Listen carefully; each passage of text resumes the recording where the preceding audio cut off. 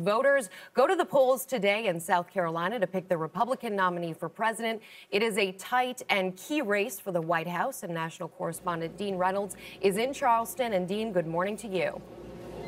Good morning, Rebecca. Well, since 1980, the winner of South Carolina's Republican Party primary has gone on to win the GOP nomination.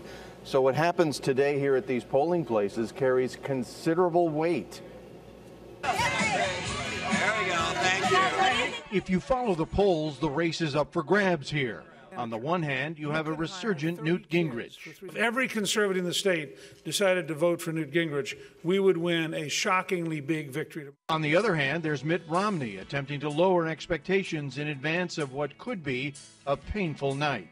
I think I said from the very beginning, South Carolina is an uphill battle from a guy from Massachusetts. The two have battled in different ways, with Gingrich relying heavily on electrifying debate performances and Romney depending on an expensive ad campaign, including highly negative attacks on Gingrich from an unaffiliated group of supporters. Newt was fined $300,000 for ethics violations. Those so-called super PAC ads have been so dark and menacing, they've drawn fire from critics and comedians.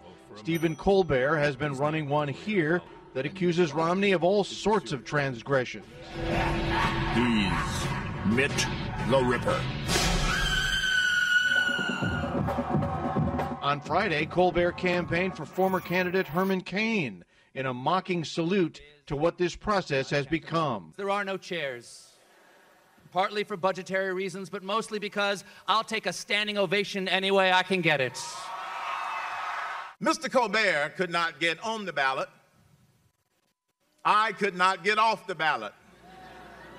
And because Herman Cain is indeed still on the ballot, his candidacy here could really complicate things because he retains some popularity. And while the candidacy is considered a joke by the likes of Stephen Colbert, the joke could be on the Republican Party and the remaining legitimate candidates. Rebecca? Dean Reynolds in Charleston, South Carolina. Thanks, Dean.